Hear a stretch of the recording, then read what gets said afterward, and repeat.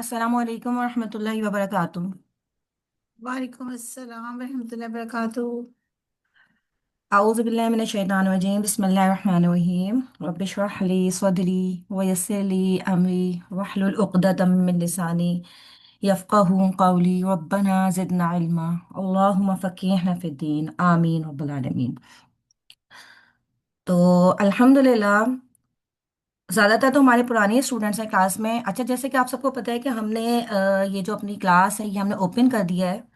Like registered students के अलावा बाकी लोग भी इसको ज्वाइन कर सकते हैं, क्योंकि हमें ये फील हुआ था कि नमाज एक ऐसा टॉपिक है कि जो हर एक को सीखने की बहुत ज़्यादा ज़रूरत है। और हम में से बहुत सारे लोग हैं, हम अपना अपने आप को भी देखें तो हम भी इसी तरह से था कि हमारी भी नमाज में बहुत छोटी छोटी सी कुछ मिस्टेक्स थी जो कि हमें अंदाज़ा भी नहीं था, और हम अपनी नमाज को सही समझ के पढ़ते रहे हमेशा। तो अल्हम्दुलिल्लाह, अब आपके अगर आपके सराउंडिंग्स में भी कोई ऐसे लोग हैं जो आप लोग चाहते हैं कि वो ज्वाइन करें ये कोर्स, तो आप ये इस क्लास का लिंक उनके साथ भी शेयर कर सकते हैं इंशाल्लाह। बाकी ये कि यहाँ पे जो लोग नए हैं उनके लिए बस एक छोटी सी बात यहाँ पे मैं स्टार्ट में ये बता दूँ कि वैसे ये एक रजिस्टर्ड कोर्स है जो कि अल्हम्दुलिल्लाह हमारा तकरीबन छः महीने से चल रहा है। जो यहाँ पे रजिस्टर्ड स्टूडेंट्स हैं उनका एक सेमेस्टर कंप्लीट हो चुका है अल्हम्दुलिल्लाह, और अब ये सेकंड सेमेस्टर स्टार्ट हुआ है। तो जो रजिस्टर्ड हैं स्टूडेंट्स वो अल्हम्दुलिल्लाह यहाँ पे पेपर्स भी देते हैं माशाल्लाह, और वो फर्स्ट सेमेस्टर के पेपर्स क्लियर करके तो सेकंड सेमेस्टर में एंटर हुए हैं। और बाकी जो न्यू लोग हैं वो एज अ लिसनर भी इस ग्रुप को ज्वाइन कर सकते हैं, इस कोर्स को ज्वाइन कर सकते हैं। और इंशाल्लाह वो चाहें तो अपने प्रैक्टिस के लिए पेपर वगैरह भी दे सकते हैं इनमें। बाकी ये कि अल्हम्दुलिल्लाह ये कोर्स हमारा लास्ट वीक से स्टार्ट हुआ था, और लास्ट क्लास में हमने सिर्फ जो है नमाज की अहमियत के बारे में हमने डिटेल से बात की थी। और क्योंकि हमने ये बात भी देखी थी कि ज़ाहिर है नमाज एक ऐसी चीज़ है जिसके बारे में क़यामत के दिन सबसे पहला सवाल होगा। तो जिसकी नमाज सही नहीं है वो तो वहीं पे फेल हो जाएगा। तो इसीलिए फिर हम कोशिश करेंगे कि इंशाल्लाह ताला अपनी नमाज को कुरान और सुन्नत के मुताबिक दुरुस्त करें इंशाल्लाह। तो बस हमारी लास्ट क्लास हुई थी, और आज ये सेकंड क्लास है, यानी लास्ट वीक हमारी फर्स्ट क्लास हुई थी और आज की हमारी ये सेकंड क्लास है। तो अल्हम्दुलिल्लाह हम इसको बाकायदा स्टार्ट करते हैं अब इंशाल्लाह। हमें अब जो स्टार्ट करना था अपना लेक्चर, वो शुरूत जो है सेहत उस सलाह उसके बारे में स्टार्ट करना था। मुख्तसरन हमने लास्ट क्लास में इसको स्टार्ट कर लिया था। आज हम थोड़ा सा इसको डिटेल में देखेंगे इंशाल्लाह ताला।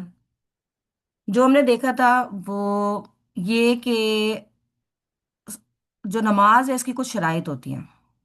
कुछ शराइत जो होती हैं उसकी सेहत के हवाले से भी होती हैं। उसमें जो है वो पांच शराइत हैं। एक तोहारा यानी पाकीज़गी। एक सतरुल औरा यानी कि आपका सतर जो यानी छुपाने की जगह वो क्या होनी चाहिए, मर्दों के लिए वो कितना आपका बॉडी पार्ट है जो कि छुपाना ज़रूरी है, औरतों के लिए उसकी क्या लिमिट है। इसके बाद जो है आपकी किबला की तरफ रुख होना। फिर दखुलुल वक्त यानी वक्त का दाखिल हो जाना, और उसके बाद नियत। ये पांच शराइत हैं जिनका मौजूद होना ज़रूरी है आपकी नमाज की सेहत की सही होने के लिए, यानी नमाज आपकी उसी वक्त दुरुस्त होगी जबकि ये पांचों की पांचों शराइत मौजूद होंगी। और हमने मुख्तसरन ये बात भी देखी थी कि कुछ होती हैं शराइत, कुछ होते हैं अरकान, कुछ आपके पास पिलर्स यानी कि अरकान आएंगे, कुछ वाजिबात आएंगे और कुछ सुनन आएंगे यानी सुन्नतें जो होंगी नमाज की। उन सब के बारे में हम इंशाल्लाह ताला डिटेल से पढ़ेंगे। शराइत के बारे में आप ये बात समझ लें यहाँ पे कि शराइत एक ऐसी चीज़ होती है जो कि मुस्तकिल होना ज़रूरी होती है। यानी जब आपने नमाज अपने स्टार्ट की तो स्टार्ट करने से पहले ये सारी शराइत मौजूद होना ज़रूरी हैं, और जब तक आपकी नमाज कंप्लीट नहीं हो जाती इस वजह से कोई भी शर्त आपकी साबित नहीं होनी चाहिए। ठीक है, यानी ये पांचों शराइत आपकी नमाज की सेहत के लिए ज़रूरी हैं, और ये थ्रू आउट द नमाज होगी। जैसे कि आप देखें, हम देखेंगे पिलर्स होंगे, अरकान जो आएंगे आपके इंशाल्लाह नमाज के, या वाजिबात आएंगे तो वो वन बाय वन होंगे। ठीक है, जैसे तकबीरत तहरीमा होगी तो वो हर वक्त नहीं है, वो किसी एक टाइम पे आपको करना होगा। ठीक है, या रुकू है तो वो एक टाइम पे आपको करना होगा, या फोर टाइम्स पे आपका करना होगा।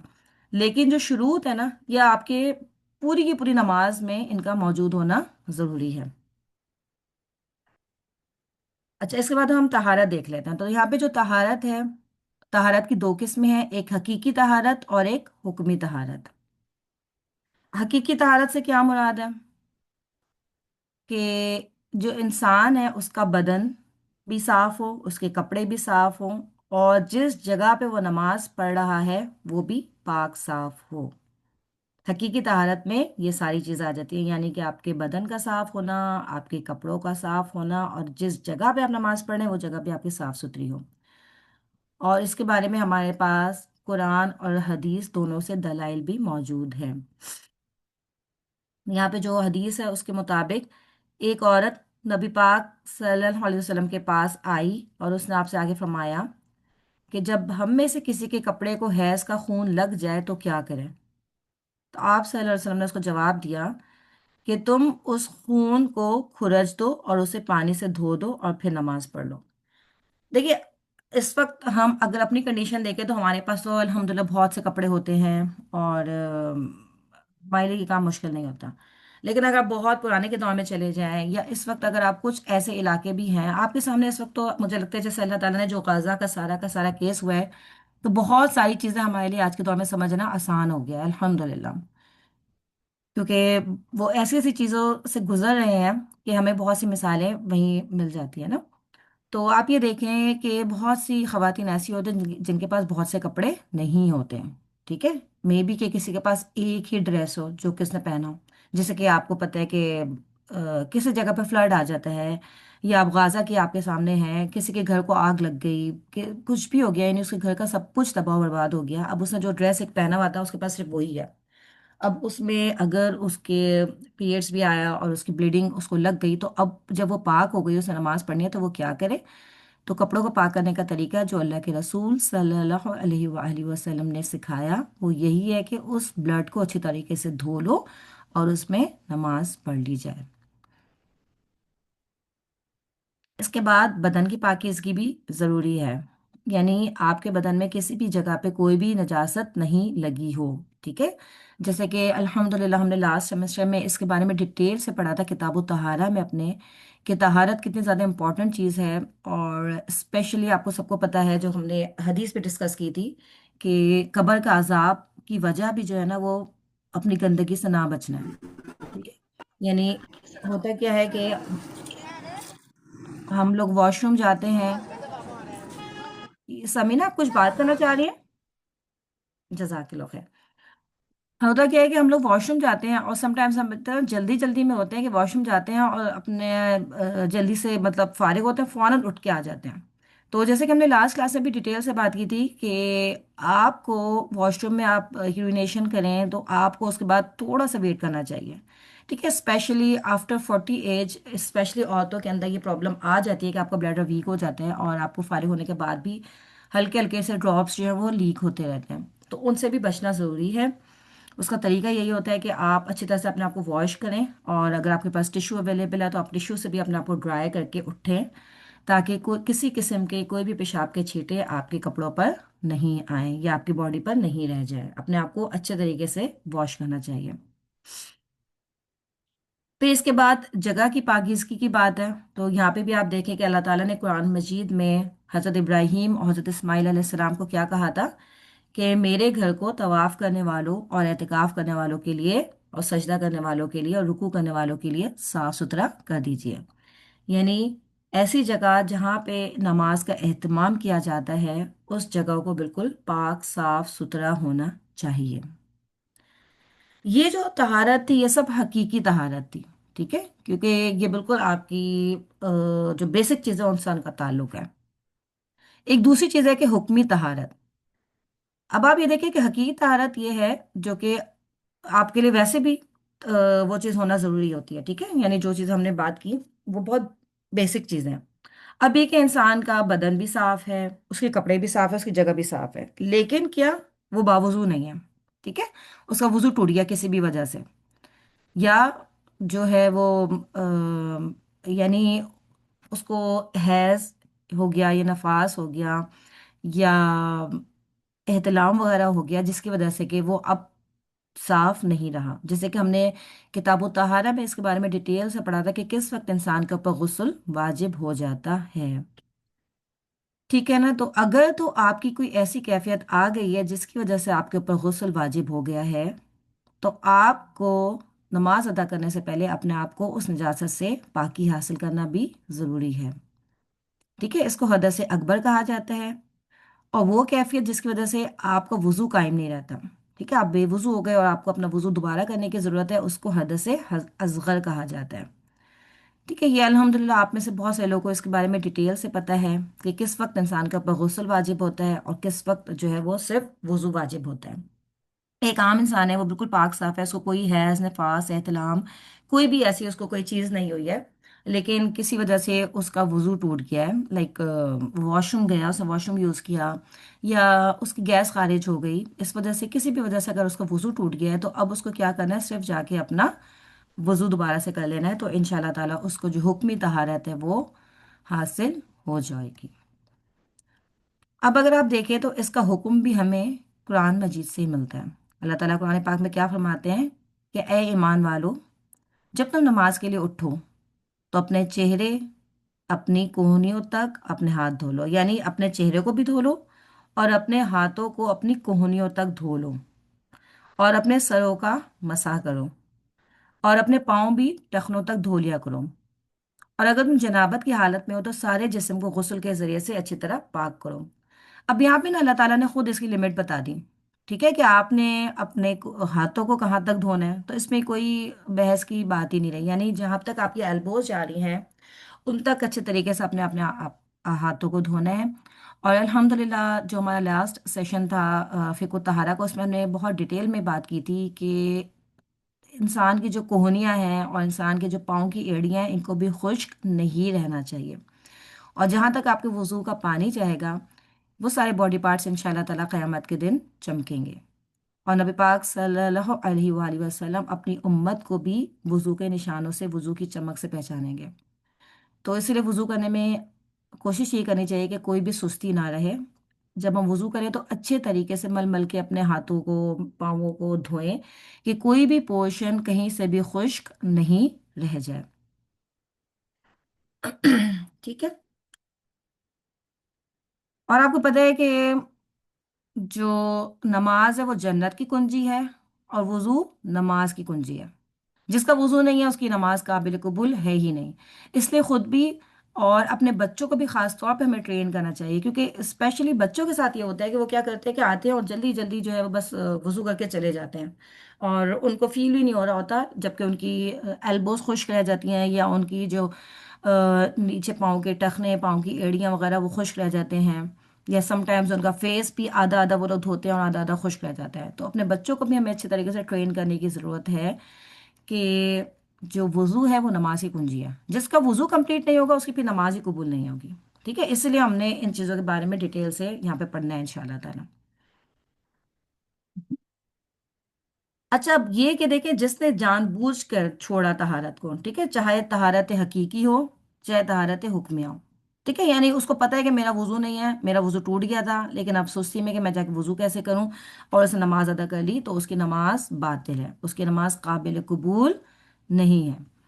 ठीक है, इसकी बहुत बड़ी दलील आपके पास क्या है कि जब एक औरत को हैज आता है या निफास आता है तो अल्लाह ताला ने उसके ऊपर नमाजों को माफ़ कर दिया है। ठीक है, उसमें वो उस हालत में नमाज अदा नहीं करेगी, अल्लाह ताला ने उसमें उसको नमाज को ही माफ़ कर दिया। इसके बाद ये है कि सतुल औरा क्या है, यानी कि छुपाने वाली जगह। एक औरत को अपने बॉडी के कौन से पार्ट्स नमाज में छुपाना ज़रूरी है, या एक मर्द को उसका क्या सतर है नमाज के लिए।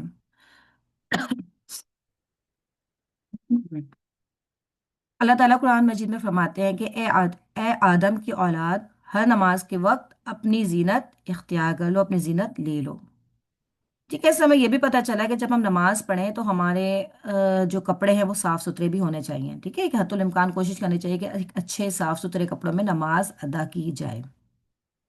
और आपको पता है कि इस्लाम से पहले लोग बरहना होकर खाना काबा का तवाफ़ किया करते थे, और उनका क्या कॉन्सेप्ट था, वो ये कहते थे कि जो हम पैसा कमाते हैं वो हराम कमाई से हम कमा रहे होते हैं, तो जब हम इबादत करेंगे अल्लाह की, तो या अपने बुतों की, तो उस वक्त हम इस हराम कमाई के पैसों को नहीं, जो कपड़े हैं जो हराम कमाई से हमने कपड़े बनाए हैं, हम ये पहन के अल्लाह की इबादत नहीं कर सकते, इसीलिए वो बरहना होकर तवाफ़ किया करते थे। ٹھیک ہے. اچھا آپ کو یہ بات تو پتہ ہے سب کو کہ اللہ تعالیٰ کو تو مانتے تھے وہ لوگ بھی نا. ٹھیک ہے, جو مشرکین مکہ تھے اللہ تعالیٰ کو تو وہ بھی مانتے تھے. ان کا پرابلم یہ تھا کہ وہ اللہ تعالیٰ کے ساتھ شرک کیا کرتے تھے. اللہ تعالیٰ کی ذات کا انکار تو آج تک صرف ایک ہی بندے نے کیا ہے, اور وہ کون ہے؟ کس نے اللہ تعالیٰ کی ذات کا انکار کیا تھا؟ فرعون فرعون. نے میم. الحمد للہ. صرف فرعون نے کیا کیا تھا؟ فرعون نے کیا کہا تھا؟ انا ربکم الاعلی, کہ میں تمہارا رب ہوں. اس نے اپنے آپ کو ہی رب قرار دے دیا تھا. ٹھیک ہے, باقی اس کے علاوہ جتنے بھی لوگ گزرے ہیں ان سب نے الحمد للہ اللہ کا اقرار کرتے تھے, لیکن وہ اللہ تعالیٰ کے ساتھ مزید اپنے شریک بنایا کرتے تھے.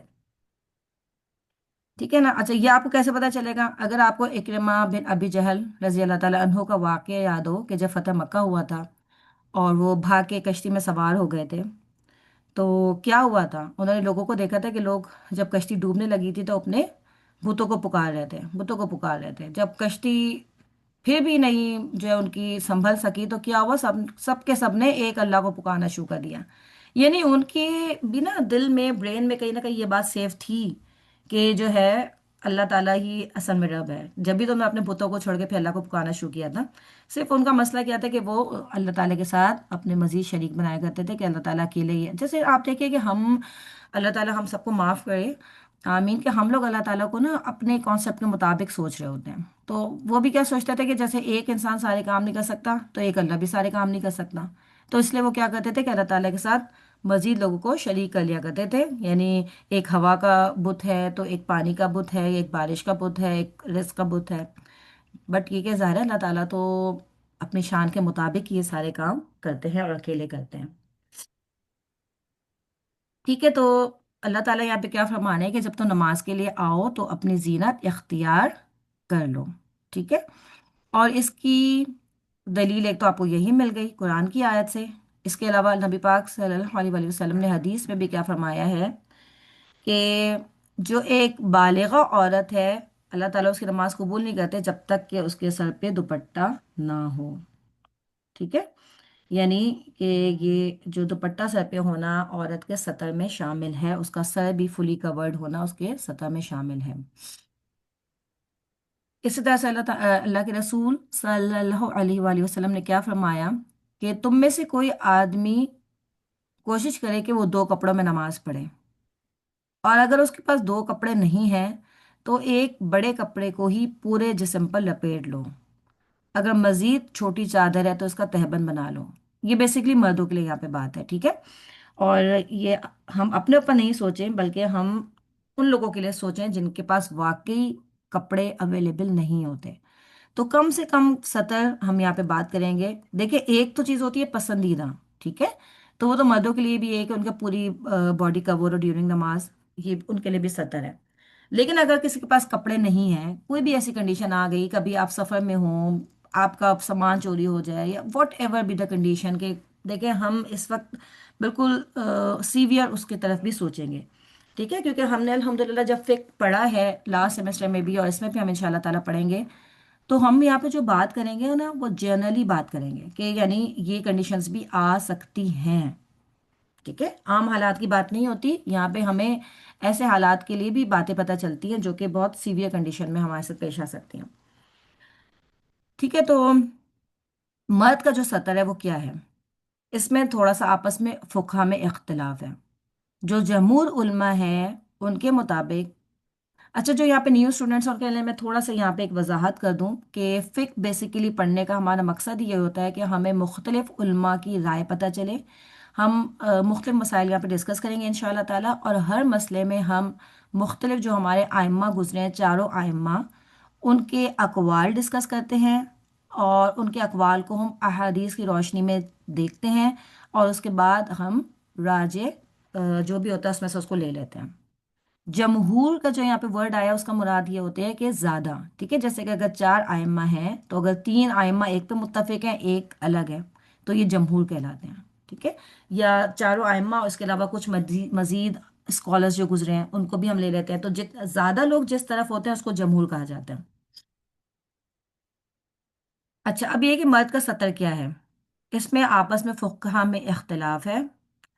تو مرد کے لیے کیا ہے کہ ناف سے لے کر گھٹنے تک فرض ہے، اس کے بغیر نماز نہیں ہوتی، ٹھیک ہے؟ لیکن اگر انسان کے پاس کپڑا ہو تو نبی پاک صلی اللہ علیہ وسلم کا فرمان ہے کہ کوئی آدمی ایک کپڑے میں نماز نہ پڑھے یہاں تک کہ اس کے کندھوں پر بھی اس کے کپڑوں میں سے کچھ نہ ہو، ٹھیک ہے؟ یعنی اگر آپ کے پاس کپڑا ہے مردوں کے پاس تو ان کے شولڈرز بھی کور ہونا ضروری ہے، اس کے علاوہ ناف سے لے کے گھٹنے تک کا ان کا سطر ہے، ٹھیک ہے؟ اگر کسی کے پاس کپڑا نہیں ہے، بہت چھوٹا کپڑا ہے، مجبوری ہے، تو اگر اس کے شولڈرز کھلے بھی رہ جائیں تو انشاءاللہ تعالیٰ اس کی نماز ہو جائے گی۔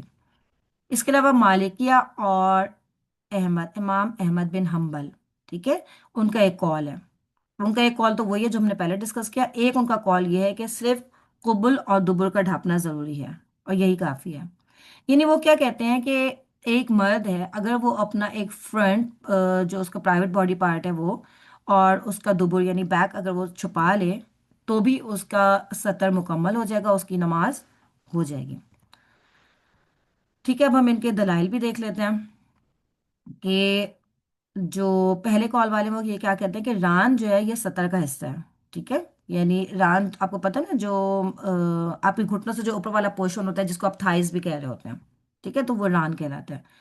تو انہوں نے جو ہے وہ ایک ابو داؤد اور ترمذی کی ایک حدیث کی روشنی میں یہ بات بتایا کہ جو ران ہے وہ بھی سطر کا حصہ ہے، جبکہ دوسرے کال والوں کے دلائل یہ ہیں کہ نبی پاک صلی اللہ علیہ وآلہ وسلم نے اپنی ران سے کپڑا ہٹایا ہوا تھا اور وہ اپنے ساتھیوں کے ساتھ بیٹھے ہوئے تھے۔ یہ واقعہ آپ کو پتا ہوگا کہ ایک دفعہ نبی پاک صلی اللہ علیہ وسلم اپنے صحابہ کے ساتھ بیٹھے ہوئے تھے اور آپ کی ران سے کپڑا ہٹا ہوا تھا، اور جب حضرت عثمان رضی اللہ تعالیٰ عنہ آپ اندر اس جگہ پہ داخل ہوئے تو نبی پاک صلی اللہ علیہ وسلم نے اپنی ران کو کور کر لیا تھا، اور آپ نے کیا فرمایا تھا کہ عثمان تو وہ ہیں جن سے فرشتے بھی حیا کرتے ہیں، ٹھیک ہے؟ لیکن یہ ہے، اور دونوں ہی حدیثیں ٹھیک ہیں، ٹھیک ہے؟ یعنی ایک حدیث میں وہ کیا کہتے ہیں کہ صرف فرنٹ اور بیک بھی اگر چھپا لیں تو بھی کافی ہے، اور ایک وہ کہتے ہیں کہ نہیں گھٹنے تک چھپانا ضروری ہے۔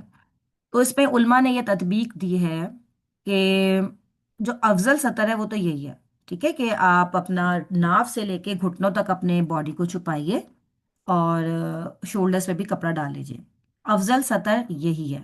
لیکن اگر کوئی بہت بڑی مجبوری ہے کہ آپ کے پاس کپڑا نہیں ہے یا کوئی بھی ایسی کنڈیشنز آپ کو لاحق ہو جاتی ہیں کہ آپ کے پاس اپنا پورا سطح چھپانے کے لیے کوئی چیز موجود نہیں ہے، تو پھر یہ ہے کہ آپ اپنا قبل اور دبر ضرور چھپائیں، یعنی ایسا نہیں ہو سکتا کہ آپ بالکل برہنہ ہو کے نماز پڑھنا ہے، ٹھیک ہے؟ تو اس کنڈیشن میں کیا ہے کہ آپ اپنا صرف فرنٹ باڈی پارٹ اور بیک باڈی پارٹ جو ہے پرائیویٹ باڈی پارٹ اس کو کم از کم ضرور کور کر لیں اور نماز پڑھیں، ٹھیک ہے؟ یہ ابھی میں آپ کو بتا رہی ہوں کہ یہ ایک سیویئر کنڈیشن کی بات ہے، ٹھیک ہے؟ عام حالات میں جس کے پاس کپڑے ہوں گے اگر وہ اس حالت میں نماز پڑھے گا تو اس کی نماز بھی قبول نہیں کی جائے گی۔ یعنی اگر کوئی آدمی اتنا ولگر ہے، اتنا بے حیا ہے کہ وہ جان بوجھ کے ایسا کر رہا ہے کہ اس کے پاس کپڑے موجود ہیں لیکن وہ صرف اتنا کپڑا پہن کے مسجد میں آ رہا ہے یا صرف اتنا کپڑا پہن کے اکیلے میں نماز پڑھ رہا ہے تو پھر اس کی نماز قبول نہیں ہوگی۔ یہ صرف سیویئر کنڈیشنز کی بات ہے کہ اگر اس کے پاس کپڑا ہے ہی نہیں، ٹھیک ہے، تو اس صورت میں آپ ایسا کر سکتے ہیں۔ اچھا اب میم اس میں آپ سے ایک کوشچن تھا، جی، جس طرح یہ 11 12 ایئر کے جو بچے ہوتے ہیں سلیو لیس وہ پہن ہوتے ہیں شرٹ، بوائز کی بات کر رہی ہیں آپ؟ جی جی بوائز کی، جی جی، اگر سلیو لیس شرٹ ہے لیکن ان کی شولڈرز کور ہیں، ٹھیک ہے نا؟ ایک تو ہوتا ہے بالکل ہی اسٹیپ، میں خاص بوائز کی تو ایسی شرٹس نہیں ہوتی کہ بالکل ایک اسٹیپ ہو، ان کی کم از کم اتنی ہوتی ہے کہ ان کا شولڈر کور ہو جاتا ہے، تو پھر صحیح ہے، ٹھیک ہے؟ دیکھیں ایک چیز ہوتی ہے ادب، ٹھیک ہے، ایک انسان کا اپنے اندر کا تقوی ہے، ایک ادب ہے، جیسے کہ ایک ادب کا تقاضا یہ ہے کہ آپ ظاہر اپنی باڈی کو بہت اچھے طریقے سے کور کر کے آئیں، اچھے کپڑے پہن کے آئیں جو کہ آپ کے ہینڈس کو بھی کور کر رہا ہو، ٹھیک ہے؟ وہ ایک ادب کا تقاضا ہے، لیکن ایک چیز ہوتی ہے اجازت کہاں تک ہے آپ کو، تو یہاں پہ ہم جو بات کریں گے نا وہ اجازت کی بات کریں گے کہ آپ کیا کچھ کر سکتے ہیں، تو جیسے کہ آپ نے بتایا کہ اگر ان کی شولڈرز فلی کورڈ ہیں تو وہ اس میں نماز پڑھ سکتے ہیں۔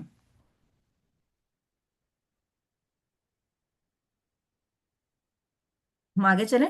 جس طرح کے میں جی جی جی، بھیا کی اب جو امپورٹنٹ ٹاپک ہے وہ آپ لوگوں کے لیے کہ عورت کا سطر کیا ہے، ٹھیک ہے؟ مرد کا سطر تو چلے پتہ چل گیا، وہ بھی ذرا ہمارے امپورٹنٹ ہے کیونکہ الحمدللہ ہم لوگ مائیں ہیں، بہنیں ہیں، بیویاں ہیں، تو ہم اپنے مردوں کو بتائیں گے انشاءاللہ تعالیٰ یہ بات، اپنے بچوں کو شروع سے اس بات کی ٹریننگ دیں گے کہ کیسے ان کو کرنا چاہیے۔ اچھا اس کے بعد یہ کہ عورت کا سطر کیا ہے؟ इसमें भी फुकहा का आपस में इख्तिलाफ है। ठीक है, तो जो जमहूर का कौल है, जो कि राजे भी है, उसके मुताबिक औरत सारी की सारी सतर की चीज़ है, उसे अपना सारा जिस्म ढांपना चाहिए सिवाय चेहरे और हाथों के। ठीक है, जबकि दूसरा कौल हमें क्या मिलता है कि औरत सारी सतर की चीज़ है सिवाय पाँव, चेहरे और हाथों के। यहाँ पे मे भी कि आप लोगों को भी ये थोड़ा सा प्रॉब्लम आए, क्योंकि हमें भी ये बात पहले नहीं पता थी कि औरतों को नमाज के अंदर अपने पाँव भी छुपाना ज़रूरी है। ठीक है, हमने भी सारी ज़िंदगी इसी तरीके से नमाज पढ़ी कि हमारे हाथ, पाँव और चेहरा खुला रहता था। जब हमने भी ये कोर्स किया तो हमें भी अल्हम्दुलिल्लाह ये बात पता चली कि औरत के पाँव भी छुपाने ज़रूरी हैं। और हम यहाँ पे जो बात करेंगे वो एक दलील के साथ ही बात करेंगे कि नबी पाक सल्लल्लाहु अलैहि वसल्लम से पूछा गया कि क्या औरत एक दुपट्टे और एक कमीज में नमाज पढ़ सकती है? तो आप सल्लल्लाहु अलैहि वसल्लम ने जवाब दिया कि अगर उसकी कमीज इतनी लंबी है कि उसके पाँव का ऊपर वाला हिस्सा ढका हुआ है तो वो इसमें नमाज पढ़ ले। ठीक है, इसके अलावा जो दूसरे कॉल वाले हैं जो कि कहते हैं कि नहीं, औरत को पाँव छुपाने ज़रूरी नहीं है, वो क्या कहते हैं कि अपनी सजावट को किसी पर जाहिर ना करें सिवाय इसके जो खुद ही जाहिर हो जाए। ठीक है, तो यहाँ से उल्मा ने जो निकाला है कि जो खुद ही जाहिर हो जाए, इल्ला मा ज़हरा मिन्हा, इससे क्या मुराद है? तो उल्मा ने इससे खुद इसकी तशरीह की कि इससे मुराद औरत की चेहरा, हाथ और पाँव हैं। ठीक है, लेकिन जैसे कि आपको भी पता है कि चेहरे के पर्दे के बारे में भी बहुत से कॉन्फ्लिक्ट्स हमारे पास मौजूद हैं। ठीक है, कुछ उल्मा के नज़दीक चेहरे का पर्दा करना ज़रूरी है, कुछ के नज़दीक ज़रूरी नहीं है। ठीक है, तो यहाँ पे भी इस तरह का कॉन्फ्लिक्ट मौजूद है, लेकिन जो आपके पास एक दलील यहाँ पे मौजूद है जिसमें नबी पाक सल्लल्लाहु अलैहि वसल्लम ने औरतों को क्या हुक्म दिया था कि वो इतनी लंबी कमीज पहने कि उनके पाँव का कम से कम ऊपर वाला हिस्सा ज़रूर कवर हो जाए। तो इसलिए एहतियात का तकाजा यही है कि जब आप नमाज पढ़ें तो या तो आप ऊपर आपने कोई अबाया ऐसा पहना हो, कोई मैक्सी ऐसी पहनी हो जिससे आपके कम से कम ऊपर वाला पाँव का हिस्सा कवर हो जाए, या फिर आपके ट्राउजर्स इस तरह के हों, यानी टाइट पैंट्स ना हो बल्कि जो ट्राउजर्स लूज वाले ट्राउजर होते हैं समटाइम्स वो इतने बड़े हों कि वो आपके पाँवों को कवर कर रहे हो। ठीक है, और अगर वो भी नहीं है आपके पास तो फिर आप क्या करेंगे?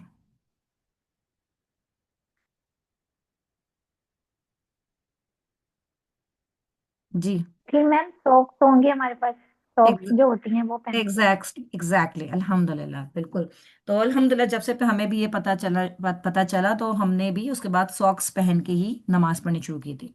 फिर इवन ये है कि आपके बैग में भी एक सॉक्स का एक्स्ट्रा पेयर आपने रखा हो कि आप कहीं बाहर भी जा रहे हैं, अगर आपने सॉक्स नहीं पहने हुए हैं और आपको नमाज की ज़रूरत वहाँ पे पेश आ जाती है तो आप वहाँ पे भी सॉक्स पहन के फिर नमाज पढ़ लें। ठीक है, तो ये एक मुझे लग रहा था कि थोड़ी सी शायद आप लोग के लिए एक नई चीज़ हो कि औरतों को पाँव भी उनके नमाज में कवर होने चाहिए, एटलीस्ट उनका ऊपर वाला हिस्सा ज़रूर कवर होना चाहिए। आपको पता है कि जब पुराना ज़माना था, नबी पाक सल्लल्लाहु अलैहि वसल्लम के जो साथ लोग थे उस वक्त जो औरतें लिबास पहना करती थी ना, उनकी वो लंबी लंबी एक ही कमीज़ें हुआ करती थी, जैसे जुब्बा पहनते हैं ना मर्द, तो इसी तरह से औरतों का भी ड्रेस होता था। और वो इतना लंबा होता था कि वो उनके पाँवों में भी आराम से आ रहा होता था, तो उनके पाँवों को भी वो कवर कर लिया करते थे। ठीक है, अब अगर आपका ड्रेस इतना लंबा नहीं है कि वो आपके पाँवों को कवर करे तो आप फिर एहतियातन सॉक्स पहन सकते हैं। अच्छा, इसकी दलील हमारे पास क्या है कि उनका ड्रेस इतना लंबा हुआ करता था? आपको वो वाकया भी याद होगा जिसमें एक दफ़ा हज़रत आयशा रज़ी अल्लाह ताला अन्हा हज़रत मिस्ताह बिन असासा की वालदा के साथ जो है वो निकली थी, रफ़ा हाजत के लिए वो निकली थी। ठीक है, दोनों ख़वातीन निकली थी, और जो हज़रत मिस्ता बिन असासा रज़ी अल्लाह ताला अन्हो थे, उनकी वालदा का पाँव अपनी कमीज़ में अटक के वो थोड़ा सा गिरने लगी थी। ठीक है, वो जो वाक़या एफ के हवाले से पूरा का पूरा वाक़या है, आई होप कि आप लोगों को पता होगा कि उन्होंने फिर अपने बेटे को बद्दुआ दी थी कि अल्लाह ताला उसको गारत करे। और फिर हज़रत आयशा ने उनसे पूछा था कि वो तो इतने अच्छे हैं, मतलब आपने कैसे उनके लिए बद्दुआ की? और फिर जो पूरा का पूरा वाक़या उसके बैकग्राउंड में। ठीक है, तो यहाँ पे हमें इससे ये पता चला कि उनके लिबास इतने लंबे लंबे हुआ करते थे कि उनके जो है पाँव कवर हो जाते थे। इसी तरह से आप देखें कि इस वक्त भी जो अरब से अबाया आते हैं तो वो भी अबाया, उनका ज़्यादातर स्टाइल ये होता है कि वो इतने लंबे होते हैं कि वो उनके पाँवों को भी अच्छे तरीके से कवर कर रहे होते हैं। ठीक है, तो अगर तो आपका ड्रेस इतना लंबा नहीं है तो कोशिश ये हमें करना चाहिए कि हम नमाज के टाइम पे सॉक्स पहन लें, और अगर आप गर्मी का सीज़न है तो आप नमाज के बाद फिर अपने सॉक्स को उतार दें। ٹھیک ہے، اس کے بعد جو ہمارے پاس نیکسٹ شرط آتی ہے وہ ہے قبلہ رخ ہونا۔ اچھا، اب اس میں یہ ہے کہ جب آپ نماز پڑھیں تو آپ کو قبلے کی طرف رخ کر کے نماز پڑھنی چاہیے۔ اگر کسی نے جان بوجھ کر قبلے کی سمت چھوڑ کے کسی اور سمت میں نماز پڑھ لی تو اس کی نماز باطل ہے۔ اور اس میں کچھ ایکسیپشنل حالات ہیں جس میں آپ کو اجازت ہے کہ اگر آپ قبلے کی طرف نہیں بھی رخ کر پا رہے تو آپ نماز ادا کر سکتے ہیں۔ تو اس میں کیا ہے آپ کے پاس حالت جنگ۔ آپ یہ دیکھیں کہ نماز کی اہمیت کا اندازہ ہمیں اس بات سے بھی ہوتا ہے کہ اللہ تعالیٰ نے کسی بھی حال میں انسان کو نماز معاف نہیں کیا۔ آپ جنگ کی حالت میں ہیں، آپ بیمار ہیں، آپ مسافر ہیں، آپ پہ سے مزید جو عبادات ہیں بہت سی وہ ساقط ہو جاتی ہیں۔ ٹھیک ہے، آپ مسافر ہیں تو آپ روزہ چھوڑ سکتے ہیں، آپ اس روزے کو بعد میں پورا کر لیں۔ آپ صاحب استطاعت نہیں ہیں تو آپ زکوٰۃ ادا نہیں کریں گے۔ آپ صاحب نصاب نہیں ہیں، زکوٰۃ نہیں لیں گے۔ آپ صاحب استطاعت نہیں ہیں، آپ حج ادا نہیں کریں گے، وہ آپ سے ساقط ہو جائے گی، آپ سے پوچھا بھی نہیں جائے گا اس کے بارے میں۔ لیکن نماز ایک ایسی عبادت ہے جو کسی پر کسی حالت میں ساقط ہوتی ہی نہیں ہے۔ آپ انسان ہیں، جب تک آپ باشعور ہیں، آپ زندہ ہیں، آپ کی سانسیں چل رہی ہیں، آپ کو نماز ادا کرنی ہے۔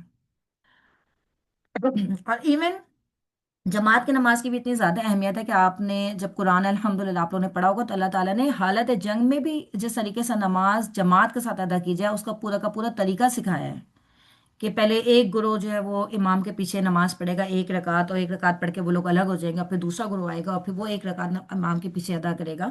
تو آپ یہ دیکھیے، اس سے جماعت کی اہمیت بھی پتہ چلتی ہے۔ آج ہمارے یہاں جماعت کا کانسیپٹ بہت زیادہ کم ہو گیا ہے مردوں کے لیے اسپیشلی، کہ وہ نہیں جماعتوں کا اہتمام کرتے ہیں، جبکہ ہمیں یہاں سے کتنا اہمیت پتہ چل رہی ہے۔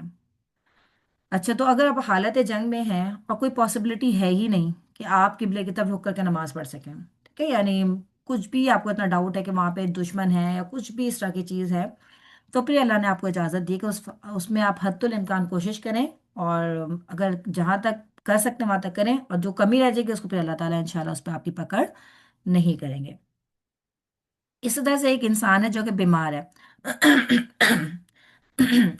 اچھا، اب کیا ہے، بیمار ہے، اپنے گھر میں ہے، اس کا تو آپ بیٹھ کسی بھی طریقے سے آپ اس کا ڈائریکشن کر سکتے ہیں، وہ کوئی مسئلہ نہیں ہے۔ لیکن ایک انسان ہے جو کہ ہاسپٹلائزڈ ہے اور وہ آئی سی یو میں ایڈمٹ ہے، اور آئی سی یو میں اس کا جو بیڈ ہے وہ کسی طرح سے قبلے کی ڈائریکشن میں آ ہی نہیں سکتا۔ ٹھیک ہے، اور اسپیشلی آپ یہ دیکھیں کہ شاید مسلم کنٹریز میں تو پھر بھی اس بات کا خیال رکھ لیا جاتا ہو، لیکن بہت سے مسلمز ایسے ہیں جو کہ نان مسلم کنٹریز میں بھی رہتے ہیں، اور یہ مجبوری آپ کو وہاں پہ بھی پیش آ سکتی ہے کہ آپ کا بیڈ ہلا ہی نہیں سکتے، ہو سکتا ہے وہ آپ وینٹیلیٹر پہ ہو سکتا ہے آپ کو آکسیجن لگی ہوئی ہو، مطلب کچھ بھی کنڈیشن ہو سکتی ہے نا، کہ آپ کا بیڈ ہم وہاں سے موو ہی نہیں کر سکتے۔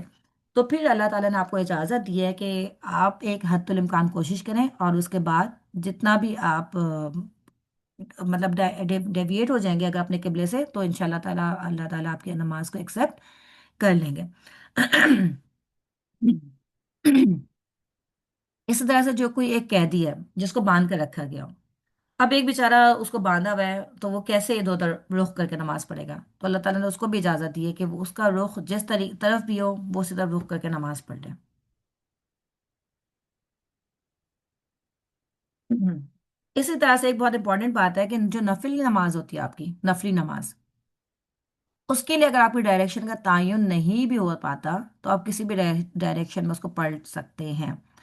نبی پاک صلی اللہ علیہ وسلم کی زندگی سے ہمیں یہ پتہ چلتا ہے کہ جب آپ نفل نماز کا ارادہ کرتے تھے تو آپ اسٹارٹنگ کے وقت اپنی سواری کا رخ قبلے کی طرف کر لیا کرتے تھے۔ لائک جس وقت آپ نیت کر رہے ہوتے تھے، آپ کا ارادہ ہوتا تھا، تو آپ اپنی سواری کا رخ قبلے کی طرف کر لیا کرتے تھے، اور اس کے بعد جو ہے وہ آپ کی سواری جس ڈائریکشن میں بھی چلتے رہے آپ نفل نماز کو ادا کرتے رہتے تھے۔ ٹھیک ہے، تو اگر آپ نے نفل نماز ادا کرنی ہے، آپ گاڑی میں ٹریول کر رہے ہیں یا بس میں ٹریول کر رہے ہیں، کہیں پہ بھی آپ کو لگ رہا ہے کہ ہاں مجھے ابھی اس وقت نفل نماز ادا کر لینی چاہیے، تو آپ جس وقت نیت باندھیں اس وقت آپ کوشش کریں کہ اپنے آپ کو قبلہ رو کر لیں۔ ٹھیک ہے، جب بھی آپ کی سواری اس ڈائریکشن میں جائے آپ نیت باندھ لیں۔ اس کے بعد اگر آپ کی گاڑی کسی بھی ڈائریکشن میں جاتی رہے، ان شاء اللہ تعالیٰ آپ کی نماز قبول ہو جائے گی، لیکن یہ صرف نفل نماز کے لیے۔ ٹھیک ہے، یہ صرف نفل نماز کے لیے، فرض نماز کے لیے ایسا نہیں کیا جا سکتا۔ فرض نماز کے لیے ایک تو آپ سب کو پتہ ہے کہ قیام ضروری ہے، ٹھیک ہے، آپ بیٹھ کے جو ہے وہ نہیں نماز پڑھ سکتے، اور سیکنڈلی فرض نماز پوری کی پوری نماز کے لیے آپ کو قبلہ رو ہونا ضروری ہے۔ جی بشرا، آپ کچھ پوچھنا چاہ رہی ہیں؟ جی میم، یہ میں نے بتانا تھا کہ مجھے بہت عرصہ یہ نہیں پتا تھا کہ نفل نماز میں نیت قبلہ رخ ہونی ضروری ہے۔ اچھا م- جی، ہاں، بہت سارے مجھے لوگ کو نہیں کافی پتا۔ عرصہ یہی تھا کہ جدھر کو ہوں جیسے ٹرین میں بیٹھے ہوئے نا، یا پلین میں بیٹھے ہوئے ہم سیٹ پہ ہوتے ہیں نا، جی تو جس طرح بیٹھے ہوتے تھے نا، تو سب نے کہنا کہ نفل نماز پڑھ سکتے ہیں، تو جس طرح بیٹھے ہیں بس اس طرح ہی بیٹھے آپ نماز پڑھ لو۔ ٹھیک تو ٹھیک، آپ کو کب ہاں پتا جی، چلا پھر؟ مجھے کافی لیٹ پھر پتا لگا کہ ہوں اس میں نفل نماز کے اندر بھی آپ نے لیکن وہ بھی میم، تو مجھے تو یہ میرا خیال ہے تھوڑا ہی عرصہ ہوا ہے جب یہ موبائل پہ اپلیکیشن آئی نا، جی جی تو مجھے آئیڈیا ہوا کہ موبائل اپلیکیشن کے تھرو آپ قبلہ کا پتہ لگاؤ، یا پھر اگر آپ گاڑی پہ ہو تو سورج سے پتہ لگ جاتا ہے جی مشرق مغرب کا، کیونکہ پاکستان کے تو مغرب کی سائڈ پہ قبلہ ہے نا، تو جی اس سے تعین ہو جاتا ہے مشرق مغرب سے۔ جی لیکن یہ بات مجھے کافی بعد میں پتہ لگی کہ نوافل میں بھی جو آغاز ہے نیت کا، وہ قبلہ رخ ضرور ہو۔ جی بالکل، کیونکہ ہم تک بہت سی احادیث، بہت سی ابھی بھی احادیث ایسی ہیں جو ہم تک ابھی پہنچی نہیں ہے،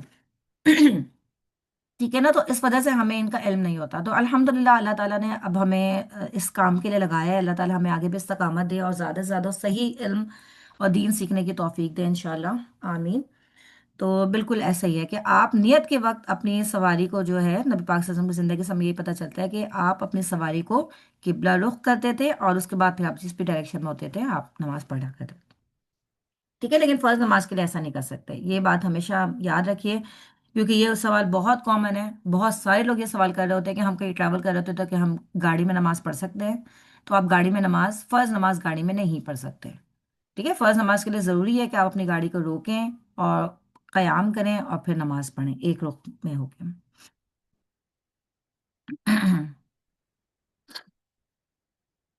ٹھیک ہے، یہ جو آپ کی نارمل گاڑی کی بات ہے، ٹھیک ہے۔ لیکن یہ کہ اگر آپ کسی ایروپلین میں جا رہے ہیں، یا کسی شپ پہ آپ ٹریول کر رہے ہیں، کوئی ایسی جگہ ہے، اور آپ کو لگتا ہے کہ اگر آپ جب تک گھر پہنچیں گے تو آپ کی نماز مس ہو جائے گی، اور اس میں پھر آپ کو کچھ اجازت ہوتی ہے، ٹھیک ہے۔ دیکھیں حد الامکان کوشش آپ کو وہاں پہ بھی یہی کرنی چاہیے کہ آپ صحیح ڈائریکشن کا اندازہ لگائیں، قبلہ قبلہ کس ٹائپ پہ، یہ بھی آپ صحیح طرح سے پوچھیں، وہاں پہ جو عملہ ہے اس سے آپ پوچھ سکتے ہیں، اسٹاف سے، اور اسی طرح سے پھر آپ قیام کا بھی پورا فل اہتمام کریں، ٹھیک ہے۔ لیکن اگر کہیں پہ بہت زیادہ مجبوری ہے کہ جیسے آپ ایروپلین میں سفر کر رہے ہیں اور آپ کی فرض نماز مس ہونے والی ہے، اب تو الحمدللہ بہت سی ایئر لائنز ایسی ہیں جنہوں نے باقاعدہ چھوٹی سی ایک جائے نماز وہاں پہ بنائی ہوئی ہے، وہاں پہ جا کے آپ نماز پڑھ سکتے ہیں، جیسے کہ سعودی ایئر لائنز نے ایسا کیا ہے، ٹھیک ہے۔ لیکن اگر آپ کسی اور ایئر لائن میں ٹریول کر رہے ہیں اور وہاں پہ کوئی نماز کی ایسی جگہ نہیں ہے، تو لیکن آپ کو قبلے کا اندازہ ہو جائے گا، آپ وہاں سے قبلہ کر کے نماز شروع کریں۔ اب اگر ڈیورنگ آپ کی نماز اگر ایروپلین نے کہیں ڈائریکشن چینج کر دیا تو پھر انشاءاللہ آپ کی پکڑ نہیں ہوگی، ٹھیک ہے۔ ویسے تو آپ کو پتہ ہے کہ ایک مسافر کے لیے تو نمازوں کو جمع کرنے کی بھی اجازت ہے، انشاءاللہ تعالی ہم اس کو بھی آگے پڑھیں گے، کہ نبی پاک صلی اللہ علیہ وسلم کی زندگی سے ہمیں یہ بھی پتہ چلتا ہے کہ جب آپ ظہر کے وقت اگر آپ سفر کا ارادہ ہوتا ہے اور آپ سفر شروع کر رہے ہوتے تھے تو آپ ظہر کی نماز کے ساتھ ہی عصر کی نماز کو بھی ملا کر پڑھ لیا کرتے تھے، اور اگر آپ اپنا جی مریم؟ میم اس میں جیسے آپ یہ لکھا ہوا ہے سواری پر فرض نماز نہیں پڑھنی چاہیے، ٹرین وغیرہ، تو ہوں بعض ٹرین میں بھی نا جائے نماز بنے ہوتے ہیں جگہ نا، الحمدللہ، ہاں الحمد للہ، تو اس میں یہ ہے کہ آپ پڑھ سکتے ہو پھر اگر وہ بنے ہوئے ہیں اور آپ کو بالکل ایک لائبریری بالکل بالکل بالکل، دیکھیں کیوں یہاں پہ پتہ منع کر رہے ہیں، منع کرنے کی وجہ یہ ہے کہ اگر آپ کو ڈائریکشن کا اندازہ نہیں ہو رہا، ٹھیک ہے، یا آپ قیام نہیں کر پا رہے، تو اس وجہ سے آپ کو منع کر رہے ہیں کہ آپ نہیں پڑھیں، ٹھیک ہے۔ لیکن اگر آپ قیام بھی کر پا رہے ہیں اور آپ جیسے کہ آپ بتا رہے ہیں جائے نماز بھی بنی ہوئی ہے، اور وہاں پہ جا کے آپ باقاعدہ ڈائریکشن کے ساتھ، جس میں پوری کی پوری نماز میں آپ کی ڈائریکشن بھی قبلہ رخی رہتی ہے، تو بالکل آپ پڑھ سکتے ہیں پھر۔ جی میم میں نے خود دیکھا ہے اور پڑھی بھی ہے الحمد للہ، انہوں نے باقاعدہ ایک کیبن بنایا ہوتا ہے ٹرین میں، جی اور وہاں نماز پڑھنا ہوتی ہے۔ تو بالکل آپ اس میں پڑھ سکتے ہیں، ٹھیک ہے، بالکل ٹھیک ہے۔ اور لیکن اگر آپ کو کچھ بھی میسر نہیں ہے تو آپ کے پاس ایک آپشن نمازوں کو جمع کرنے کا بھی ہے، ٹھیک ہے۔ اور کچھ بھی نہیں ہے، کچھ بھی نہیں ہے، آپ کو لگتا ہے کہ نماز جمع بھی کر لیں گے تب بھی نماز کا ٹائم نکل جائے گا، آپ کا سفر اتنا لمبا ہے، تو پھر آپ جس کنڈیشن میں بھی اس میں آپ نماز ضرور پڑھ لیں پھر، ٹھیک ہے۔ پھر اس کے بعد ہے وقت کا داخل ہونا، ٹھیک ہے، کہ جیسے کہ ہم نے پڑھا تھا کہ نماز کو نہ تاخیر سے پڑھنا چاہیے، یعنی بہت دیر سے وقت نکلنے کے بعد بھی نہیں پڑھنا چاہیے، اسی طرح سے ایسا نہ ہو کہ ابھی وقت نماز کا شروع ہی نہیں ہوا اور ہم اس سے پہلے نماز پڑھ لیں، ایسا بھی نہیں کرنا چاہیے۔ بہت سے لوگ کیا کرتے ہیں کہ ہمیں بازار جانا ہے، ہمیں شاپنگ کے لیے جانا ہے، تو ہم تھوڑا سا پہلے نماز پڑھ کے چلے جاتے ہیں۔ ایسا نہیں ہے، جب نماز کا وقت اسٹارٹ ہوگا آپ اس کے بعد ہی نماز پڑھ سکتے ہیں، ٹھیک ہے؟ اور یہ نمازوں کے اوقات جو ہیں ہمیں اللہ کے رسول صلی اللہ علیہ وسلم نے سکھائے ہیں، حضرت جبرائیل علیہ السلام کے ذریعے سے، ٹھیک ہے؟ حضرت جبرائیل علیہ السلام خود آئے تھے اور انہیں آپ کو ہر نماز کا وقت بتایا تھا، پہلا وقت بھی اور آخری وقت بھی۔ اب چونکہ ہمیں ان نمازوں کے اوقات پتہ ہے تو ہم اس سے پہلے نماز نہیں پڑھ سکتے، ٹھیک ہے؟ اسی طرح سے وقت گزرنے کے بعد بھی، ٹھیک ہے؟ اگر آپ کی لیٹ سپوز ظہر کی نماز کا وقت 3:30 تک رہتا ہے، اور آپ کو کوشش یہی کرنی چاہیے کہ آپ 3:30 سے پہلے پہلے اپنی نماز ادا کر لیں، بغیر کسی شرعی عذر کے نماز کو اس کا وقت نکال کے نہیں پڑھنا چاہیے۔ اچھا، اب شرعی عذر سے کیا مراد ہے کہ آپ بازار گئے میں شاپنگ کر رہے ہیں، اب بھائی شرعی عذر آ گیا، آپ نماز نہیں پڑھ سکتے، یہی شرعی عذر ہے؟ نہیں میم، یہ نہیں ہے۔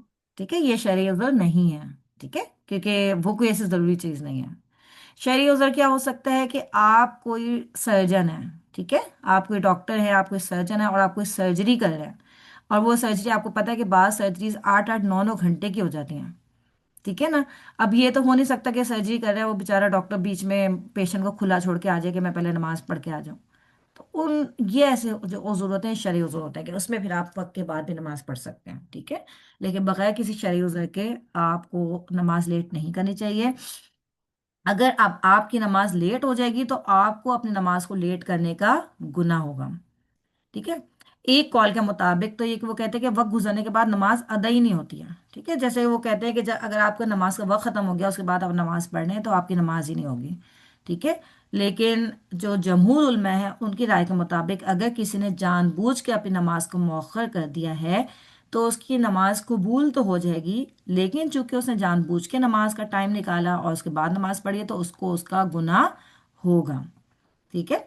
بعض دفعہ کیا ہوتا ہے کہ بچے ہوتے ہیں وہ نماز کا وقت نکالتے رہتے ہیں اور آخری وقت پہ جا کے نماز ادا کرتے ہیں، تو ان کو بھی آپ بہت پیار سے آہستہ کر کے یہ بات سمجھا سکتے ہیں کہ آپ نے نماز تو ادا کرنی ہی ہے، ٹھیک ہے، کرنی تو ہے، ایسا تو نہیں کہ آپ چھوڑ دیں گے۔ تو بجائے اس کے کہ آپ دیکھیں کہیں بازار میں سیل لگتی ہے نا، اس وقت کسی ایک بہت اچھے آؤٹ لیٹ پہ اگر سیل لگی ہو تو وہاں پہ بھی آپ کے ساتھ کیا معاملہ ہوتا ہے؟ کچھ لوگ ہوتے ہیں جو بالکل شروع میں چلے جاتے ہیں اور کچھ لوگ ہوتے ہیں جو کہتے ہیں کہ تھوڑا 4 5 دن کے بعد یا اتنے دیر کے بعد جائیں گے، شام کو جائیں گے۔ اب جو لوگ شام کو جاتے ہیں ان کو کیا ملتا ہے بیچاروں کو؟ بچا کچا، ٹھیک ہے، کوئی ایسا ان کو ان کی کلیکشن اتنی نہیں رہتی۔ تو اس طرح سے آپ یہ سمجھے کہ نماز تو سیل سے بہت زیادہ بڑھ کے ایک چیز ہے۔ تو ایک وہ لوگ ہیں جو اذان ہوئی اور نماز ادا کر لیتے ہیں اچھے طریقے سے خشوع و خضوع کے ساتھ، ٹھیک ہے، ان کا اجر کا کیا کہنا؟ اور ایک وہ لوگ ہیں جو اذان ہوئی اور نماز کا ٹائم نکالتے رہتے ہیں اور آخری وقت آ جاتا ہے تو اس کے بعد کیا ہوتا ہے کہ وہ پھر جلدی جلدی میں نماز پڑھ رہے ہوتے ہیں، وضو ان کا جلدی جلدی، ان کی رکوع اور سجدے جلدی جلدی، کیونکہ ٹائم کم ہوتا ہے تو ان کو یہ ہوتا ہے کہ ہمیں وقت کے اندر نماز مل جائے، تو دونوں کے پھر اجر میں بھی بہت زیادہ فرق ہوتا ہے، ٹھیک ہے نا؟ اور کوشش یہی کرنی چاہیے کہ انسان باوضو رہے، جب ہر وقت آپ باوضو ہوتے ہیں تو آپ کے لیے نماز پڑھنا بھی مشکل نہیں لگ رہا ہوتا۔ اللہ تعالیٰ ہم سب کو توفیق دے، آمین۔ ٹھیک ہے نا؟ تو راجہ کال کے مطابق یہی ہے کہ نماز کو آپ کو وقت پہ پڑھنا چاہیے، لیکن اگر کسی وجہ سے نماز آپ کی لیٹ ہو جاتی ہے تو بھی آپ چھوڑیں گے نہیں۔ بہت سے لوگ کیا کرتے ہیں، اچھا وقت تو نکل ہی گیا چلو چھوڑ دو، اب اگلی نماز کے بعد ملا کے پڑھ لوں گا، تو ایسا نہیں ہے، بغیر کسی شرعی عذر کے آپ نمازوں کو بلا وجہ مؤخر نہیں کر سکتے۔ اگر لیٹ ہو گئی ہے تو آپ اس کو لیٹ ہی ادا کر لیں اور اللہ تعالیٰ سے معافی مانگ لیں۔ پھر اس کے بعد جو شرط ہے وہ ہمارے پاس ہے نیت، اور نیت کیا ہے؟ کیا نماز کی نیت کے کوئی الفاظ ثابت ہیں؟ جی سمینہ، آپ ہمارے ساتھ موجود ہیں کلاس میں؟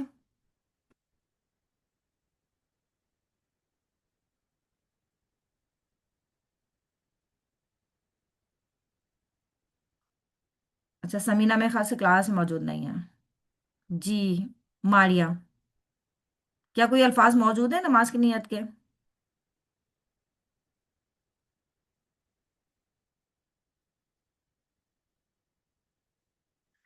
अच्छा, मारिया भी नहीं है शायद हमारे साथ क्लास में। आप लोग क्लास ज्वाइन करके चले जाते हैं क्या? जी जी, अस्सलाम वालेकुम। मैं हूँ वो असल में मैं काम कर रही थी जी जी, इसलिए। वालेकुम अस्सलाम warahmatullahi wabarakatuh। जी मारिया, मुझे। कोई स्पेसिफिक वर्ड नहीं है नियत के। जी जी। और आप नियत दिल में होती है, अगर आप नियत दिल में करें कि 4 फर्ज पढ़ने, 2 नफिल पढ़ने या 3 वितर पढ़ने, जो भी पढ़ने, वो दिल में नियत होती है, स्पेसिफिक वर्ड्स नहीं है। अल्हम्दुलिल्लाह अल्हम्दुलिल्लाह। मारिया, आप कोई न्यू स्टूडेंट है या आप हमारे साथ पूरे सेमेस्टर रही हैं लास्ट में भी? नहीं, मैं होती हूँ, कभी कभी नहीं होती जब मैं बाहर कहीं होती हूँ। ओके। वैसे मैं होती हूँ, आपके लेक्चर सारे सुनती हूँ। ओके और अल्हम्दुलिल्लाह। ये जो आप बता रही थी अ, नमाज का सॉक्स वगैरह, ये पहले भी आप लेक्चर दे चुके हैं। जी, हम लोगों ने लास्ट क्लास में मेरे ख्याल से थोड़े से इसके ऊपर बात की थी। जी। तो आज मैं थोड़ा सा रिपीट भी किया मैंने, क्योंकि हमारे पास कुछ न्यू स्टूडेंट्स भी हैं जिन्होंने ज्वाइन किया है ना। अच्छा, तो बिल्कुल नमाज की नियत के कोई अल्फाज साबित नहीं है। ये भी हम में से बहुत से लोग थे, मेरा अपना भी यही था कि हम भी कुछ अल्फाज थे जो कि मैं हमारे बड़ों ने सिखाया था और हम उसके साथ ही नमाज की नियत बांधा करते थे। तो अल्हम्दुलिल्लाह बाद में ये पता चला कि कोई भी स्पेसिफिक वर्ड्स साबित नहीं है। बेसिकली जो आपकी नियत है वो आपके दिल के इरादे का नाम है। तो बस आपने दिल में इरादा कर लिया तो वहीं से आपकी नमाज की नियत हो जाती है। ठीक है। तो अब ये 5 जो शराइत हमने पढ़ी हैं, ये नमाज की सेहत के लिए शराइत ज़रूरी हैं। अगर इनमें से कोई भी एक शर्त साकित हो जाएगी तो आपकी नमाज कबूल नहीं होगी। ठीक है। इसके बाद आपके पास है नमाजों के औकात। जैसे कि अभी हमने ऊपर भी बात की थी कि हर नमाज को उसके वक्त पर अदा करना ज़रूरी है। अगर आप वक्त पे अदा नहीं करेंगे तो आपकी नमाज काबिल कबूल नहीं होती है, इल्ला माशाल्लाह की कोई बहुत बड़ी मजबूरी की वजह से आपने ऐसा किया है। ठीक है। जैसे कि आप नमाजों को जब मिला के पढ़ रहे होते हैं तो वो ज़ाहिर है, उसकी हमें इजाज़त मिलती है, कुछ कंडीशंस में आप नमाजों को मिला के भी पढ़ सकते हैं। फिर उसके बाद जो नमाजों के औकात हैं, जैसे कि हमने पहले भी बात की कि इन नमाजों के औकात भी हमें जिब्राइल अलैहिस्सलाम ने नबी पाक सल्लल्लाहु अलैहि वसल्लम को खुद आके सिखाए थे। अब ये कि नमाज फजर का वक्त कौन सा है। नमाज फजर का जो वक्त है वो सूरज के तुलू होने से पहले है। ठीक है। आपको पता है कि फजर की भी 2 किस्में होती हैं। ठीक है। हमारे यहाँ तो ऐसा नहीं होता, लेकिन अभी भी अगर आप देखें तो हरम वगैरह में भी ऐसा होता है कि 2 अजानें दी जा रही होती हैं। इसी तरह से नबी पाक सल्लल्लाहु अलैहि वसल्लम के ज़माने में भी 2 अजानें दी जा रही होती थी। तो एक होती है फजर काजिब। ठीक है। उसमें क्या होता है कि जब वो वाली होती है फजर काजिब होती है, उस वो बेसिकली आपकी असल फजर नहीं होती है। ठीक है। यानी वो होता है आपकी तहज्जुद के लिए बेसिकली वो अजान दी जा रही होती थी। ठीक, उसके बाद आप सहरी खा सकते होते थे, सहरी का वक्त वो शुरू हो जाता है। फिर एक होती है फजर सादिक। फजर सादिक वो वाली फजर होती है जिसमें आपकी फजर की नमाज का वक्त शुरू हो जाता है, यानी उस वक्त सहरी करना आपको बंद करना होता है और आपकी नमाज का वक्त शुरू हो जाता है। ठीक है। तो ये जो फजर सादिक है बेसिकली इससे फजर की नमाज का वक्त शुरू होता है। अब यहाँ पे मेरा जो मसला आता है वो ये है कि फजर की नमाज अंधेरे में पढ़ना अफजल है या रोशनी में। ठीक है। अजान तो आपने देखा कि अंधेरे में हो जाती है, अब क्या नमाज भी उसको अंधेरे में पढ़ ली जाए या रोशनी में? तो उसमें भी आपस में उल्मा के कुछ आपस में कॉन्फ्लिक्ट्स हैं। तो इसमें एक कॉल के मुताबिक तो ये है कि अंधेरे में नमाज पढ़ना अफजल है, और ये जमहूर का कॉल है। ठीक है। राजे कॉल यही है कि अंधेरे में नमाज पढ़ना अफजल है। और जमहूर में हमारे पास मालिकिया है, शाफिया और हनाबला इस वक्त यहाँ पे तीनों शामिल हैं। जबकि दूसरा कॉल है वो क्या कहते हैं कि रोशनी में, यानी हल्की सी अगर रोशनी जिस वक्त निकल आए सुबह की, उस वक्त नमाज पढ़ना अफजल है। और इनमें जो इख्तलाफ है उसकी भी कुछ अहादीस हैं जिसकी बिना पे इनमें आपस में इख्तलाफ हो गया। लेकिन राजे कौल के मुताबिक यही है कि आपको अंधेरे में नमाज पढ़नी चाहिए। ठीक है। लेकिन आप इन दोनों में एक तदबीक भी दे सकते हैं, जो कि हनफिया में से ही इमाम तहावी रहमतुल्लाह अलैहि, बहुत मशहूर इमाम गुजरे हैं अल्हम्दुलिल्लाह हनफिया के, उन्होंने इसमें यह तदबीक दी है कि फजर की नमाज इतनी लंबी होनी चाहिए कि आप अंधेरे में शुरू करें। ठीक है। और उसके बाद आपकी तिलावत होते होते होते आपका कयाम इतना लंबा हो कि वो आपकी हल्की हल्की रोशनी में फैल जाए। क्योंकि दोनों के पास अपने अपने दलाइल हैं। जो लोग अंधेरे में पढ़ने का मौकफ रखते हैं वो क्या कहते हैं कि नबी पाक सल्लल्लाहु अलैहि वसल्लम की ज़िंदगी से हमें वही मिसालें मिली हैं कि औरतें भी अंधेरे में नमाज पढ़ के वापस जाया करती थी कि उनको आप पहचान भी नहीं सकते थे, यानी इतना अंधेरा होता था। ठीक है। जो लोग लेट नमाज पढ़ते हैं उनके पास भी अपने दलाइल हैं, और उनका एक बहुत बड़ी दलील ये है कि अगर थोड़ी सी आप लेट करके पढ़ेंगे तो ज़्यादा से ज़्यादा लोग नमाज में शरीक हो जाएंगे। ٹھیک ہے، ان کی مختلف طرح کے دلائل ہیں. تو پھر یہ ایک اچھا آپشن انہوں نے بیچ کا نکالا ہے کہ آپ تلاوت اتنی لمبی کریں کہ دونوں جو احادیث ہیں، دونوں جو موقف ہیں، وہ آپ کے پورے پورے ہو جائیں. اتنی لمبی آپ وہاں پہ تلاوت کریں. اب جو مسئلہ، یہ بہت امپورٹنٹ مسئلہ ہے، ٹھیک ہے، کیونکہ یہ ہمارے ساتھ پیش آ سکتا ہے کہ انسان کو کتنی نماز وقت کے اندر ملے گا تو اس کی نماز وقت کے اندر شمار کی جائے گی.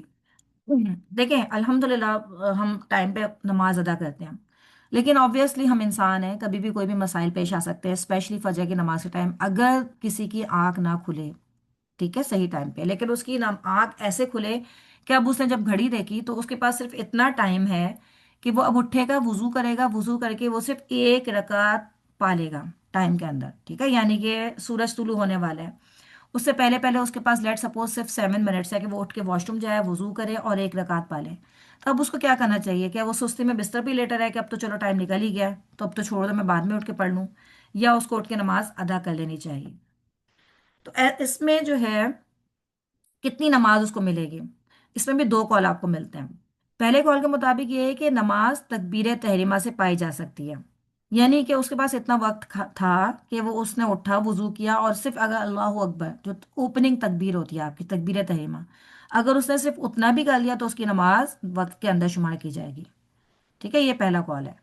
جبکہ جو دوسرا قول ہے وہ کیا کہتے ہیں، جو کہ مالکیہ اور امام احمد حنبل کا بھی ایک قول ہے. ٹھیک ہے، یہاں پہ آپ کو جو ون نظر آتا ہے نا، یہ ساتھ میں لکھا ہوا، اس کا مطلب ہوتا ہے کہ امام احمد حنبل کا ایک قول یہ ہے اور ایک قول ان کا یہاں پہ بھی ہے. ٹھیک ہے، یعنی یہ ان کی رائے ہے اور یہاں پہ بھی ایک قول ہے.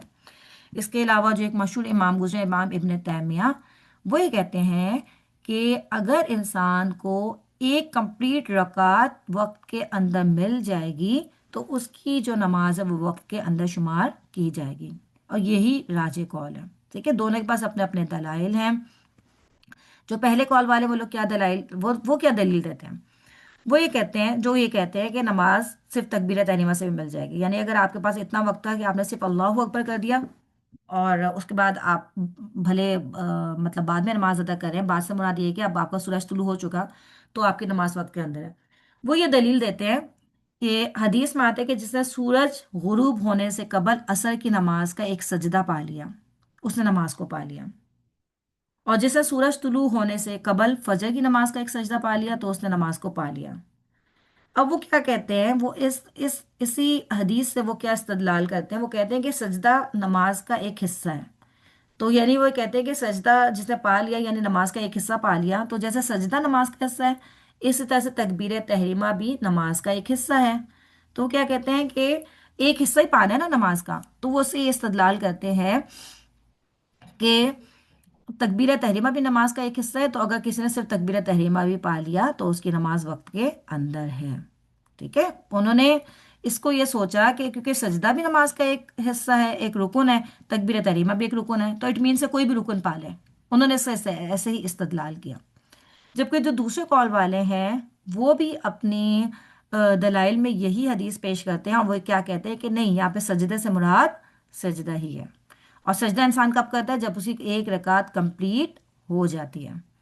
ٹھیک ہے، تو انہوں نے ایک ہی حدیث کو دونوں نے دلیل بنایا، لیکن ایک نے اس سے کچھ اور مطلب نکال لیا اور ایک نے اس سے کچھ اور مطلب نکال لیا، اور یہی کانفلکٹس کے جو ہے نا سبب بھی بنتا ہے، جو ہم نے الحمدللہ پہلے بھی بہت ڈیٹیل میں پڑھا کہ آپس میں جو ان میں آپس میں کانفلکٹس آ رہے ہوتے ہیں، اختلافات آ رہے ہوتے ہیں، اس کی وجہ ہی یہ بنتی ہوتی ہے کہ ہر کوئی بعض دفعہ تو یہ ہوتا ہے کہ اس کے پاس حدیث پہنچتی نہیں ہے، اور بعض دفعہ یہ ہوتا ہے کہ حدیث سب کے پاس سیم پہنچ جاتی ہے، لیکن ہر کوئی اس کی جو تطبیق ہے وہ الگ الگ طریقے سے کر رہا ہوتا ہے، اس کی تشریح الگ الگ طریقے سے کر رہا ہوتا ہے.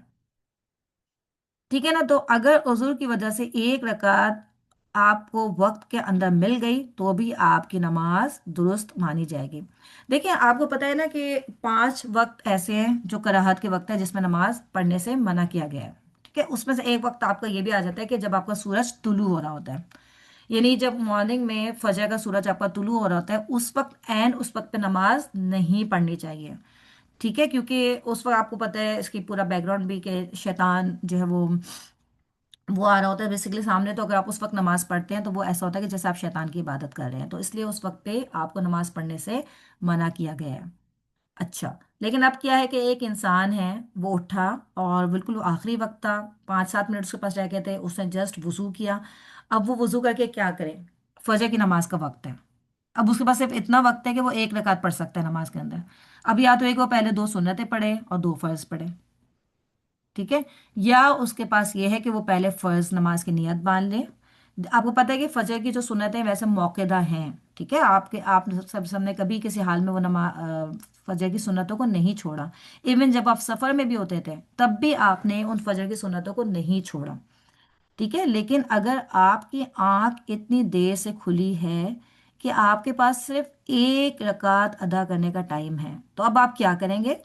آپ اٹھیں گے، وضو کریں گے، اس کے بعد آپ فرض نماز کی نیت کریں گے اور فرض نماز کو آپ شروع کریں گے. اور آپ کو ایک رکعت بھی اگر فرض نماز کی اپنی سورج کے طلوع ہونے سے پہلے مل جائے گی تو آپ اپنی نماز کو کنٹینیو رکھیں گے، ایون دو کہ اس وقت سورج طلوع ہو رہا ہوگا جو کہ قرات کا وقت ہے. لیکن چونکہ آپ نے نماز اپنی اس سے پہلے سٹارٹ کر لی تھی تو آپ اپنی نماز کو کنٹینیو رکھیں گے اور اپنی آپ فرض نماز کو کمپلیٹ کریں گے 2 رکعتوں کو. اور اس کے بعد آپ سنت اس وقت نہیں پڑھیں گے، آپ تھوڑا سا ویٹ کریں گے. جیسے کہ آپ کو پتہ ہے کہ جب سورج طلوع ہوتا ہے تو اس کے تقریباً 15 منٹس تک ہمیں ویٹ کرنا چاہیے ہوتا ہے. جب سورج کمپلیٹلی طلوع ہو جاتا ہے اس کے بعد جب وہ 15 منٹ گزر جائیں اس کے بعد آپ اپنے سنتوں کو ادا کریں گے تو انشاءاللہ آپ کی یہ نماز وقت کے اندر کاؤنٹ کی جائے گی. سب کو یہ بات کلیئر ہو گئی؟ اگر کسی کو کوئی کنفیوژن ہے تو آپ لوگ پوچھ سکتے ہیں.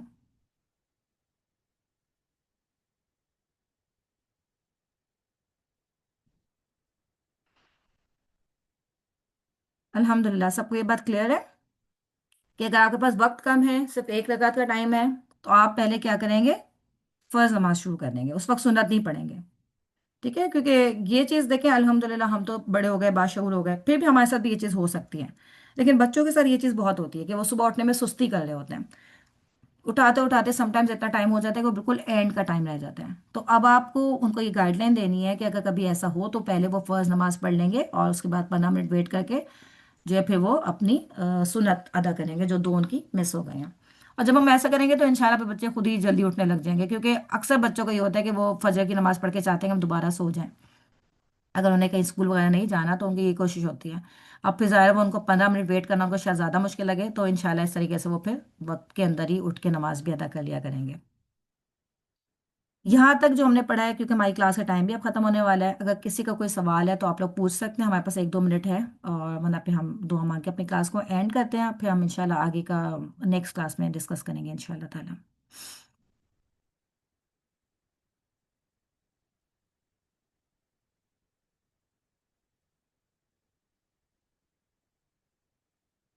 چل الحمدللہ، تو آپ لوگ کے کانسیپٹس کلیئر ہیں، اس حوالے سے کسی کو کوئی پرابلم نہیں ہے. اچھا، یہی سیم جیسے فجر کی نماز کا ہم نے پڑھا ہے یہی عصر کی نماز کے لیے بھی ہوگا، ٹھیک ہے. جیسے کہ عصر کی نماز میں بھی آپ کو پتہ ہے کہ جس وقت سورج غروب ہو رہا ہوتا ہے اس وقت بھی نماز پڑھنے سے منع کیا گیا ہے، ٹھیک ہے. کہ عین وہ وقت جس وقت سورج غروب ہو رہا ہوتا ہے اس وقت بھی شیطان جو ہے وہ اپنا تخت لگا کے بیٹھا ہوتا ہے، تو اس وقت بھی نماز پڑھنے سے منع کیا گیا ہے. تو اس وقت بھی اگر لیکن آپ کی عصر کی نماز باقی رہتی ہے تو اگر آپ کے پاس اتنا وقت ہے کہ آپ ایک رکعت آپ کو مل جائے گی وقت کے اندر، تو آپ اپنی نماز کو بالکل اسٹارٹ کیجئے اور انشاءاللہ پھر آپ کی نماز وہ وقت کے اندر ہی کاؤنٹ کی جائے گی. لیکن وہی بات کہ یہ سب کام بہت مجبوری والی حالت کے ہیں، ٹھیک ہے. یعنی باقاعدہ کوئی شوق سے یہ کام نہیں کرے کہ روزانہ روزانہ وہ دیر سے اٹھ رہا ہے، صبح روزانہ ہی وہ عصر کی نماز ٹائم نکال کے پڑھ رہا ہے، تو اس کو اپنی روٹین میں نہیں لانا. یہ کبھی کبھی والی بات ہوتی ہے کہ کبھی انسان ہے، کوئی مجبوری ہو جاتی ہے، تو آپ کو اس بات کی اجازت ہے. چلیں آج ہم اپنی کلاس یہیں پہ اینڈ کرتے ہیں، تو انشاءاللہ نیکسٹ کلاس سے ہم آگے سے اس کو کنٹینیو کریں گے. سبحانک اللہم و بحمدک، نشہد ان لا الہ الا انت، نستغفرک و نتوب الیک. ربنا تقبل منا انک انت السمیع العلیم وتب علینا انک انت التواب الرحیم. جزاکم اللہ خیر. اللہ تعالیٰ آپ سب کو بہترین جزائے خیر دے جو آپ نے اتنا ٹائم نکال کے کلاس کو اٹینڈ کیا ہے، اور اللہ تعالیٰ ہم سب کو اس پہ استقامت اختیار کرنے کی توفیق دے. آمین. السلام علیکم ورحمۃ اللہ وبرکاتہ. وعلیکم السلام ورحمۃ اللہ وبرکاتہ.